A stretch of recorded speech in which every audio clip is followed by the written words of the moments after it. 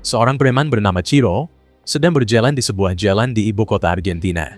Di sepanjang jalan ini, terdapat banyak rumah dengan berbagai sistem keamanan seperti CCTV, kawat berduri, dan teralis jendela, menandakan bahwa kota ini memiliki tingkat kejahatan yang tinggi.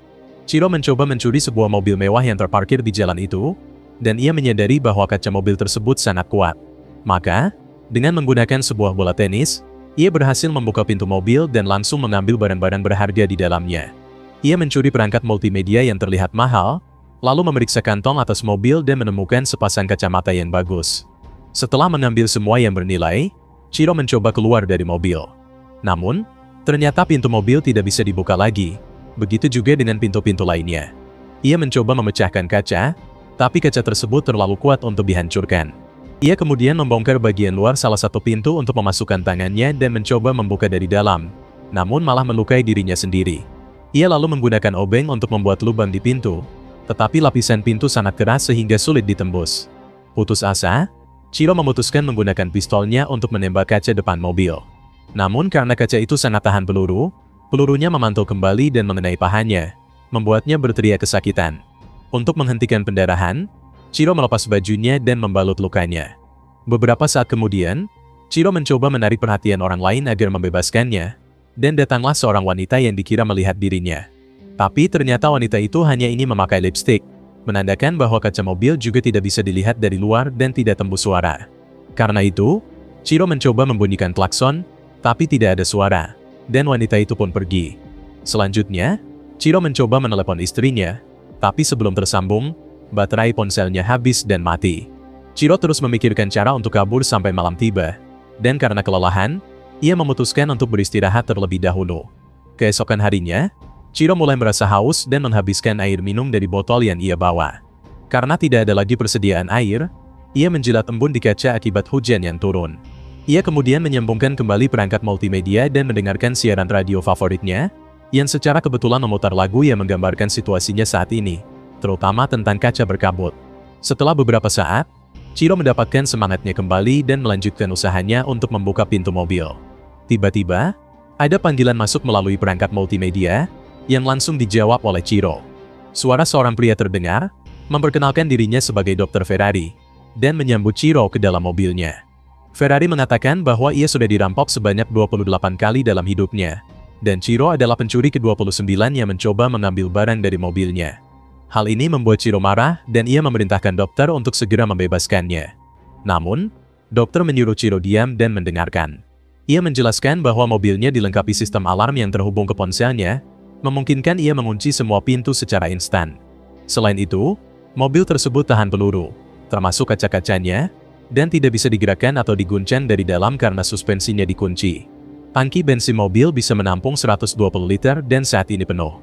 Jadi, dokter memperingatkan Chiro agar tidak melakukan tindakan nekat karena tangki bahan bakar itu bisa meledak seperti bom.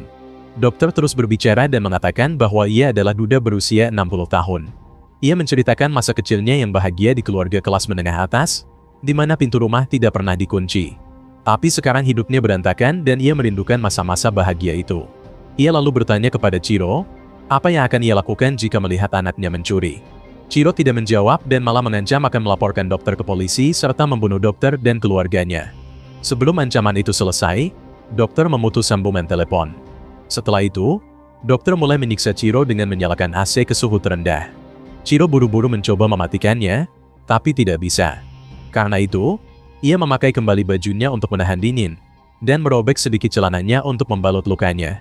Beberapa waktu kemudian, meskipun sudah memakai baju dan karpet mobil, Chiro masih kedinginan. Saat itu, dokter menelepon lagi dan kembali bertanya apa yang akan ia lakukan jika anaknya mencuri. Ia menjanjikan air minum jika jawaban Chiro memuaskan. Chiro pun menjawab, tapi jawaban itu tidak memuaskan dokter. Chiro memohon dan mengaku bersalah, tapi dokter tetap tidak peduli dan mulai menceritakan sebuah kejadian tragis. Ia mengungkapkan bahwa beberapa bulan lalu, dua pencuri masuk rumah anaknya saat sedang memarkir mobil. Dokter mengaku telah melatih anaknya untuk tidak melakukan kontak mata dengan pencuri dan selalu menyiapkan uang untuk diberikan. Namun, latihan itu tidak cukup. Para pencuri tetap melakukan perampokan sambil menodongkan senjata ke cucunya selama 3 jam. Meskipun sudah berbagi cerita menyedihkan, Chiro tampak tidak peduli dan malah bertanya, Dokter macam apa yang menyiksa orang dengan mengurung mereka di dalam mobil seperti ini? Dokter tidak menjawab dan menyuruh Chiro menebaknya sendiri sebelum menutup telepon. Saat Chiro terus mencari cara untuk kabur, ia melihat mobil polisi mendekat. Ia mencoba menarik perhatian, tapi gagal, karena polisi itu hanya datang untuk menempelkan surat tilang di kaca mobil. Beberapa waktu kemudian, hujan kembali turun. Dokter menelepon lagi dan meminta nama lengkap serta nomor identitas Chiro sebagai syarat untuk mendapatkan air minum. Chiro menjawabnya, dan akhirnya diberitahu bahwa air minum bisa diambil dari pipa kaca belakang. Meskipun airnya berwarna kebiruan, Chiro tidak peduli dan langsung meminumnya untuk menghilangkan dahaga. Namun, meskipun sudah tidak haus, Chiro mulai merasa lapar setelah tidak makan sejak kemarin. Malam itu, seekor jangkrik berhasil masuk ke dalam mobil, membuat Chiro berpikir untuk memakannya. Tapi ia memutuskan untuk tidak melakukannya karena merasa jangkrik itu juga ingin hidup. Keesokan harinya, Chiro memeriksa lukanya dan melihat bahwa pendarahan sudah berhenti, tapi ia mulai mengalami demam. Karena itu, dokter menyalakan kembali AC agar Chiro merasa lebih nyaman. Dokter lalu mengungkapkan bahwa dirinya juga sedang sakit. Ia mengidap kanker, dan dokter memberitahunya bahwa ia hanya punya waktu sekitar 1 tahun lagi untuk hidup. Sambil terus berbicara, Chiro melepas bajunya dan akhirnya pingsan, dengan tubuh mulai menguning. Setelah sadar kembali, Chiro membuka buku manual mobil untuk mencari cara keluar, tapi akhirnya ia malah memakan kertas dari buku itu karena terlalu lapar dan kemudian menangis karena keadaannya. Ia lalu buang air kecil ke dalam wadah dan meminum urinnya sendiri, tapi cairan itu membuatnya mual. Beberapa waktu kemudian, Chiro melihat sekelompok preman lain mencoba membobol mobil, berharap bisa membebaskannya. Tapi para preman itu tertangkap oleh seseorang, dipukuli, lalu diserahkan ke polisi. Malam kembali tiba, dan Chiro mulai berbicara dengan jangkrik yang sering masuk ke mobil. Ia berbicara tentang bagaimana sebagian orang memiliki banyak hal yang seharusnya bisa dibagikan agar semua orang bisa menikmatinya. Ia menambahkan bahwa dunia kini dipenuhi oleh orang-orang miskin, sementara hukum hanya dibuat oleh orang kaya untuk menguntungkan diri mereka sendiri. Karena itulah, Chiro tidak akan patuh kepada siapapun, bahkan jika mereka menembaknya. Itulah alasan mengapa ia menjadi pencuri, sama seperti ayah dan kakeknya. Keesokan harinya, sang dokter kembali menelepon dan membacakan berita dari sebuah koran. Dokter mengatakan bahwa suasana hatinya sedang baik, sehingga ia membimbing Chiro menemukan sebuah coklat batangan yang tersembunyi di balik pedal rem. Akhirnya, Chiro bisa makan sesuatu yang layak untuk pertama kalinya. Beberapa waktu berlalu, dan setelah terus memperhatikan orang-orang di luar, Chiro kembali mencoba membuat lubang di pintu mobil. Ia akhirnya berhasil membuat lubang kecil dan berteriak untuk menarik perhatian seseorang, tapi usahanya tetap tidak membuahkan hasil. Dalam kondisi lemah, Chiro menerima panggilan lagi dari sang dokter, yang memberitahunya bahwa ia sudah bertemu dengan keluarga Chiro. Tentu saja hal ini membuat Chiro marah, tetapi dokter memintanya untuk tenang karena ia belum melakukan hal buruk pada mereka. Dokter berbohong kepada keluarga Chiro dengan mengatakan bahwa ia bekerja di bidang perjudian dan bahwa Chiro telah memenangkan hadiah uang tunai sebesar $100.000. Istrinya pun menerima uang itu. Melihat bahwa Chiro memiliki keluarga yang cantik dan bahagia, sang dokter merasa bahwa Chiro tidak pantas memilikinya. Dokter itu juga memiliki catatan kriminal Chiro, yang menunjukkan bahwa ia telah membunuh beberapa orang, membuatnya semakin lemah secara mental di dalam mobil.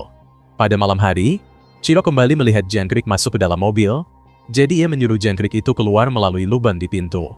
Setelah itu, ia terus-menerus menekan tombol untuk menyalakan mobil, dan setelah beberapa saat, mobil tersebut akhirnya menyala. Melihat peluang itu, Chiro mencoba kabur. Namun, saat mencoba memindahkan tuas ke posisi maju, tuas tersebut justru macet. Akhirnya, Chiro memutuskan untuk mundur dengan kecepatan tinggi dan dengan sengaja menabrakkan mobil ke tiang listrik. Melihat kaca belakang yang melemah, Chiro menendangnya hingga akhirnya berhasil keluar dari mobil. Ia lalu berjalan terus sampai tiba di sebuah minimarket di pom bensin terdekat dan langsung mengambil makanan serta minuman dari toko. Namun karena belum membayar, satpam memperingatkannya. Tapi Chiro mengabaikannya, dan saat satpam mencoba memaksanya, Chiro menembaknya. Namun ternyata, semua itu hanyalah mimpi. Chiro masih berada di dalam mobil. Tak lama kemudian, sang dokter meneleponnya. Chiro pun memohon agar ia dikeluarkan dari mobil, tapi dokter mengatakan bahwa ia tidak bisa melakukannya. Lalu Chiro menyuruh dokter melihat ke depan, dan ternyata dokter itu sudah berada tepat di hadapannya, masih memakai pakaian rumah sakit. Karena bau di dalam mobil akibat Chiro yang sudah terlalu lama di sana, sang dokter menyemprotkan pengharum ruangan sebelum masuk ke dalam mobil. Setelah meletakkan pistol milik Chiro di dashboard, dokter menerima telepon dari anaknya. Tiba-tiba, Chiro menembaknya. Chiro langsung keluar dari mobil sambil berteriak minta tolong dalam kondisi terluka. Tak lama setelah itu, sang dokter tiba-tiba datang menjatuhkan Chiro, menunjukkan bahwa ia masih hidup dan pelurunya hanya menggores pipinya. Saat dokter mencoba menyeret Chiro kembali ke dalam mobil, seorang polisi datang dan menyaksikan situasinya.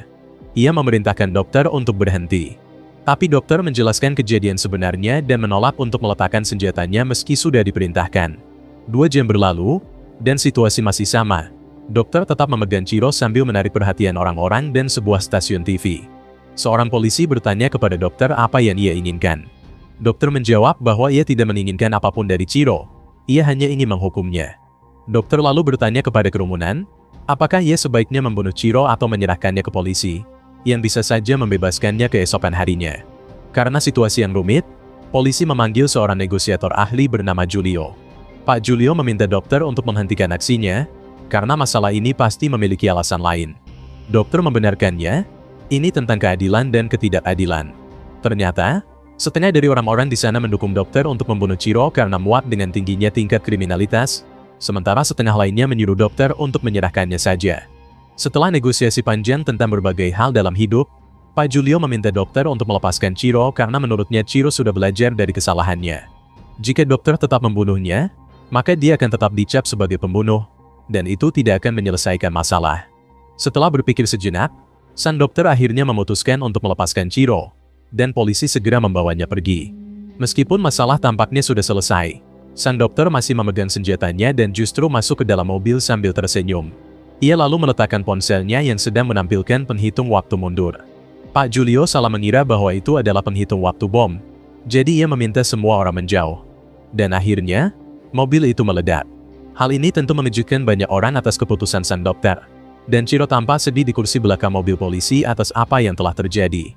Keesokan harinya, media ramai membicarakan sang dokter dan insiden tersebut, menekankan keyakinannya yang kuat bahwa ia berada di pihak yang benar. Semua orang mulai membahas tentang perubahan-perubahan yang harus dilakukan untuk mencegah kejadian serupa di masa depan, dan pentingnya dukungan dari pemerintah. Film diakhiri dengan kabar bahwa Chiro telah mendapat perawatan medis, dan akhirnya, dia menunggu proses persidangan atas semua yang telah terjadi. Pastikan untuk klik subscribe dan nyalakan loncengnya agar kamu gak ketinggalan alur cerita film terbaru. Thanks for watching dan semoga kamu sehat selalu.